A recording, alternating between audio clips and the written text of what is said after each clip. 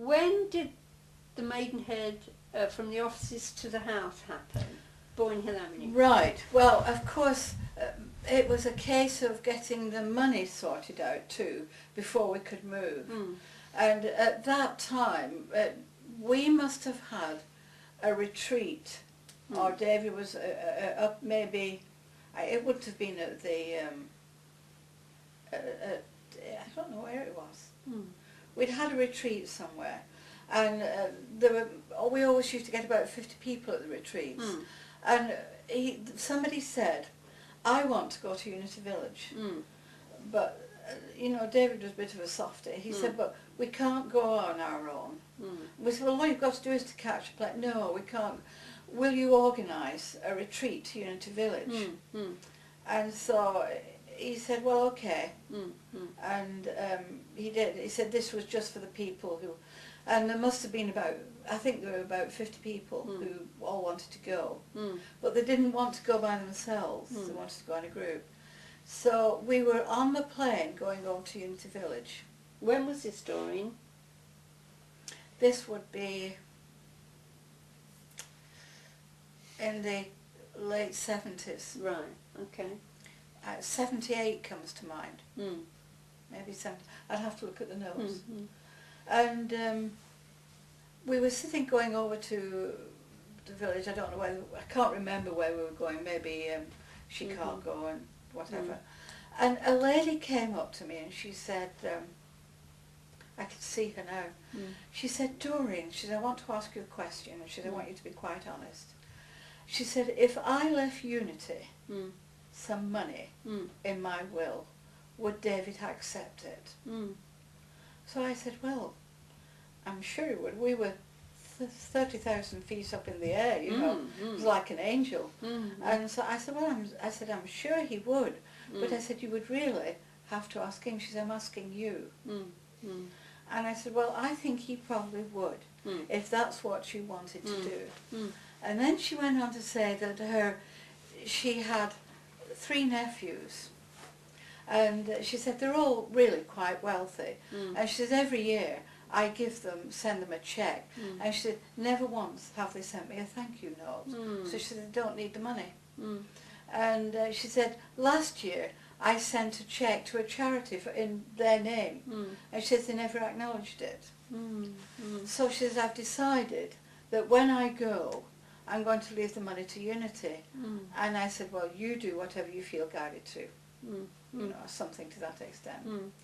So she died about 9 months later, quite unexpectedly. And she left Unity, I think it was £30,000. God bless her. And that's what bought Boyne Hill Avenue. And then David called Foster and said, well, we've got this money. And he said, would Unity Village extend a loan to us? And Foster said, no, they don't loan money.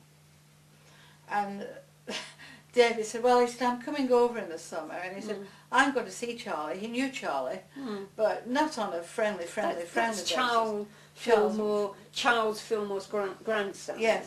Yeah. And he said, I'll go and ask Charlie. They called him Charlie. He said, I'll go and ask Charlie. And so they went over and Foster said, well, I'm coming with you. He said, because he won't do it. And they went to Charlie and David told him what was happening. And Charlie said, yes, of course I will. And so they got a loan from Unity to buy Unity Boyne Hill Avenue. Wow. And David said, well, we will pay it back with interest in, I don't know, I think it was 10 years or something. I don't know, I can't remember that. Or maybe it was 12 years. And they paid it off in about 10 or less years. Than when he thought it would be. Yeah. And that's how we got Unity House. Amazing. So you, so Boyne Hill was yours, but I think that it's truth to say you didn't really have that great an impression your first visit, did you? No, I didn't. We had a very good board at that time, and there was a lady on the board called Hilda Lightbourne. She was the chairperson of the Blackpool Unity Group. Right. and along with others. The others were men. She was the only lady on. And David said, I'm taking the board to see Unity House because this is what, you know, we're going to do. And Hilda said, come along. I said, no. I said, I've seen the outside and I know what it's going to be like inside. And I really, it's just too much work. And I said, you know, I thought of all the work that we'd done. And I said, no, I don't want to go. So Hilda very gently said, you know, Doreen, I would love you to come in. You know, we really should go in this together. So I went with Hilda, I didn't go with David. And we went round the house and it was in a bad state. No, I mean, it was good physically, but it was just, they'd been farmers, the people. And I opened a cupboard door and it was stuffed, and I mean stuffed solid, with either, I don't know whether they were blankets and pillows and stuff. It was just solid. It didn't fall out because there was too much stuff in. And that was in every room, every single room.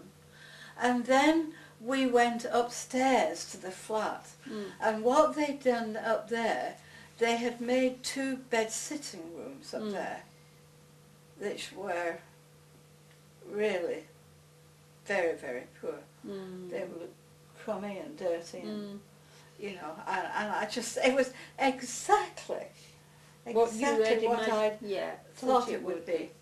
And then they said, well, we'll go down to the kitchen, and the kitchen was where the room was, where the post was done? Post, yes. And there was a big old-fashioned fireplace there. But you touched a brick and they would all kind of shake a bit. And then Hilda said, let's go into the scullery. And in there, which is the kitchen now, and in there were just shelves. And there was bottled fruit, cherries, packets of raisins and stuff, all from the war. And they must have had them in Wales and then brought them all over, and it was just full, absolutely full of bottled stuff that would never have been used in the memory of man, and it was dirty, and it was, and the man smoked, and the rooms were brown. I mean, I'm just looking. Some of them were as brown as the television cabinet there, and I just said, it's exactly. And Hilda stood on, you know, the balcony at the top there. And she just looked at me and she said, this house needs loving. It's not had any love for years, and it simply needs loving. And I felt that big. Because she was right. It was just not loved at all. They'd done the best that they knew how. They brought their living, the way they lived in Wales, to Menhen. It didn't work. So they said, well, yes, we will agree to buy it, and they bought it. And that's when the work started. And the windows in what was the lounge and in what was David's study was so thick with nicotine that it took Jeremy, he said, we'll employ Jeremy and a friend, because I think they were at uni then, they're just going to uni. We'll employ them to clean the windows, because no one else could do it. And it took them about a month. It was just awful. And the smell was... So it had to be, apart from anything else, it had to be stripped before we could actually move in. The Silent Unity prayer room, the telephone room, was that there? Was that your choice to put it there, or how did that come about, Doreen? I think it was probably a decision that we made, a joint decision, because they were allocated, and that was the room where we didn't need a lot of room really. We just needed to answer the phone, and I had all the affirmations and we fixed it up so that, and Tom, what was he called? Tom, what's his name? Dora's husband. He did all the shelves for us, and you know, we worked. But I thought that was, and we agreed that that would be the best place. It was the smallest room, and we didn't need a bigger room for silent unity. You did the words around the. Well, we'd been there. They're the 12 powers. The 12 powers. They are the 12 powers. We'd been there about 2 years, and I said to Margaret one day, you know, we should get the 12 powers put up here, round the. She said, oh, that would be lovely. I said, well, if we do it, it needs to be done properly. Well, there's a girl called Jenny Toombs. I don't know if she's still. And Jenny's an artist. And we asked Jenny if she would do it, and she did.